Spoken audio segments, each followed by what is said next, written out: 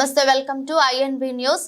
జంగమహేశ్వరపాడు గ్రామంలో ఇరు వర్గాల మధ్య ఘర్షణ, ఒకరు మృతి అని ఒక దుష్ప్రచారం రావడం జరిగిందని ఈ వార్తపై ఎస్ఐ కోటయ్య మీడియా సమావేశం నిర్వహించి వివరణ ఇచ్చారు.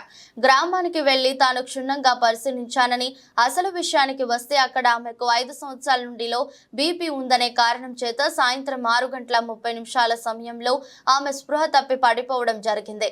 కుటుంబ సభ్యులు ఆమెను దుర్గి ప్రైవేటు ఆసుపత్రిలో చికిత్స అందించారు. అక్కడికి వెళ్లి ఆమెను పరామర్శించానని ఆమె మాట్లాడారు. తనకు లో బీపీ కారణం వల్ల ఇలా జరిగిందని చెప్పారు. అనంతరం ఎస్ఐ మాట్లాడుతూ ఇక్కడ ఇరు వర్గాల మధ్య ఘర్షణలు, హత్యలు కానీ ఏమీ జరగలేదు.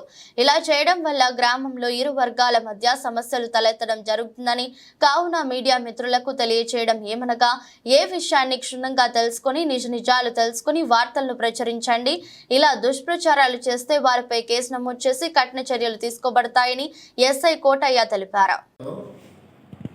వచ్చినటువంటి దుష్ప్రచారం, ఇరు వర్గాల మధ్య ఘర్షణ, జంగమేశ్వరపాడు విలేజ్లో ఇరు వర్గాల మధ్య ఘర్షణ, ఒకరు మృతి అని రావడం జరిగింది.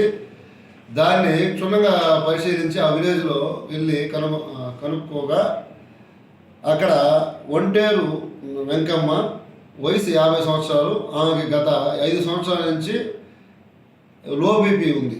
ఆ లో బీపీ మీద ఈరోజు సాయంత్రం 6:30 గంటల టైంలో ఆ కళ్ళు తిరిగి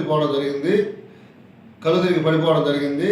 కుటుంబ సభ్యులు వెంటనే దుర్గిలోని ప్రైవేట్ హాస్పిటల్లో జాయిన్ చేశారు.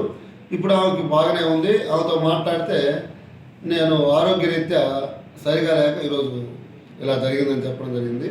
అంతేగాని అక్కడ ఎటువంటి ఘర్షణ కానీ, ఎటువంటి గొడవలు కానీ, ఎటువంటి మర్డర్ కానీ ఏమీ లేదు.